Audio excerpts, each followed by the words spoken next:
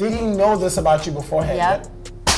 So once again, if he knew that about you already, but our relationship grew. So that sometimes don't mean you don't want to change it. Yeah, exactly. So here's my point. I'm going with They this. were just fucking. Yeah, exactly. You move from just Lord. fucking to being like, oh, I like you. Oh, I love you. You my bitch. Okay. You're my bitch. Hey guys, welcome back to 8 at the Table. Tonight we're going to be talking about self-sabotaging in relationships. I'm Amanda. Here we have ESSO, everyone sees sounds official.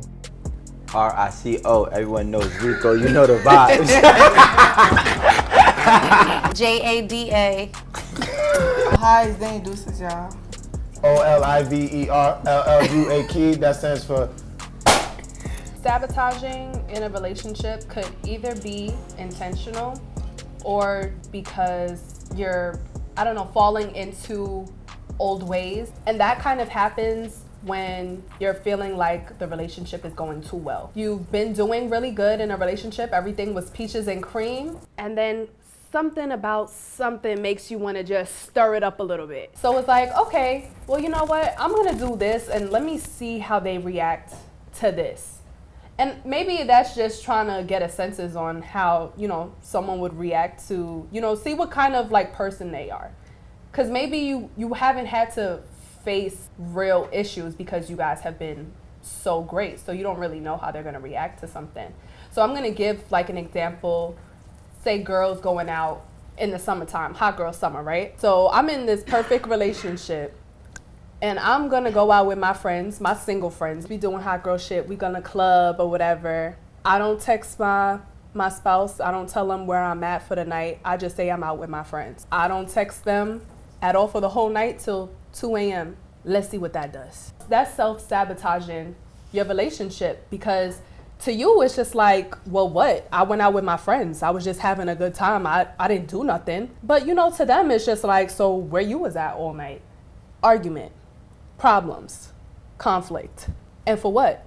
You either did that on purpose or you didn't really think about how they would feel about it or care. But sometimes people self-sabotage a relationship in the form of this self-defense because they've been hurt or they're trying to run away from hurt, whether it be family ties, whether it be, friends. So something's too good to be true or it's a trigger for them.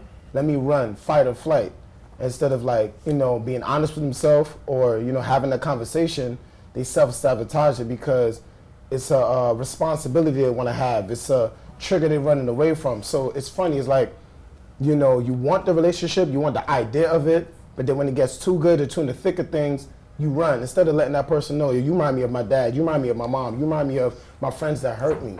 So then the person can sit there and, why you even got with me? So it's like, I want the love, I don't want the love. It's like you're hurting and pleasing yourself at the same time. So that's another layer, adding to what Amanda said, of why people might self-sabotage a relationship of a form of self-defense. And to undo it, have a conversation with yourself, get to the root of things before you, get in a relationship. Go ahead, Danny. I feel like self-sabotage, for me, I'm going to say what it means to me.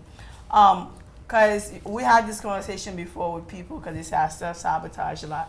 And I feel like, self-sabotage, I've been reading about it a lot, and I just feel like it's when you feel like you're not deserving of something. People get into relationships and they feel like they're not deserving to be in that relationship. They don't deserve this man. They don't deserve love. And I'm one of these people, so I self-sabotage a lot. I don't feel like I deserve certain things. To the point where I will go like, I would date, I would do long distance relationship. I will be a side chick because I feel like I don't deserve love.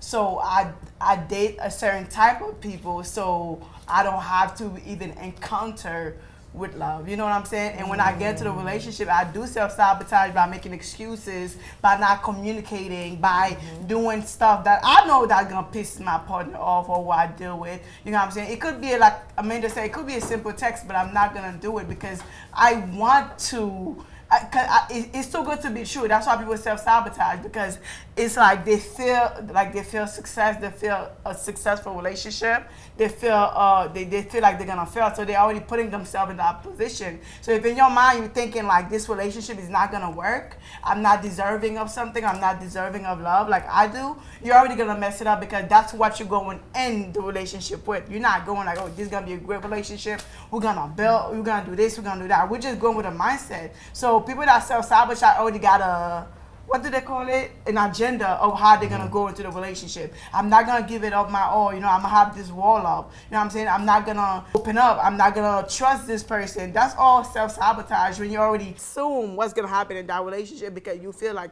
you're not deserving of it, so you just mess it up. What about the responsibility side? I feel like people self-sabotage when they get serious with somebody and they realize that it's responsibility that's attached to that. So once they get the responsibility that's attached to growing with somebody else, then they're gonna self-sabotage on purpose because they're not used to that, and that's not their comfort zone.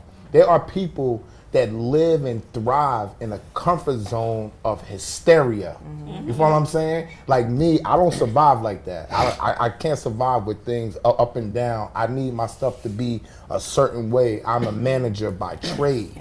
So I do everything 1, 2, 3, and I do the same thing with the relationship.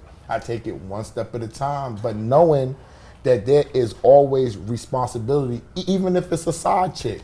And that's what people are really, really scared of when it comes to the commitment, when it comes to the relationship. And they will self-sabotage because the commitment could be money, your heart. Like Rico said a long time ago that he's in a relationships not for love, but for security or something like that, because you grew up a certain way, for survival. You know what I'm saying? So you got different people that are looking for different things. So that's a responsibility that Rico might say, I don't really want to fuck with that. I'm not used to that. So let's say you dating Danny and she addresses your self-sabotaging ways.